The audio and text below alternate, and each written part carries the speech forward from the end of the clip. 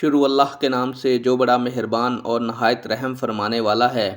الصلاۃ والسلام علیک یا رسول اللہ وعلی آلک واصحابک یا حبیب اللہ۔ السلام علیکم ناظرین و سامعین، اللہ تعالیٰ سے دعا ہے کہ اللہ تعالیٰ آپ لوگوں کو خوش و خرم رکھے اور آپ لوگوں کی تمام دلی مرادیں پوری فرمائے، آپ لوگوں کو دن دگنی رات چگنی ترقی عطا فرمائے۔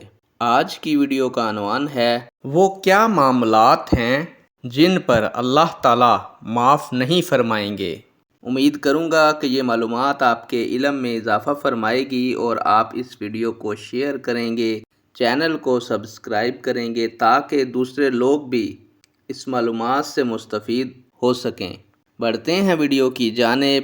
محترم ناظرین و سامعین، اللہ تعالیٰ شرک کو کبھی معاف نہیں فرمائیں گے۔ قرآن مجید میں اللہ رب العزت نے ارشاد فرمایا ہے سورہ النساء میں، جس کا ترجمہ ہے، بے شک اللہ اس بات کو نہیں بخشتا کہ اس کے ساتھ شرک کیا جائے اور اس سے کم تر جس کے لیے چاہتا ہے بخش دیتا ہے۔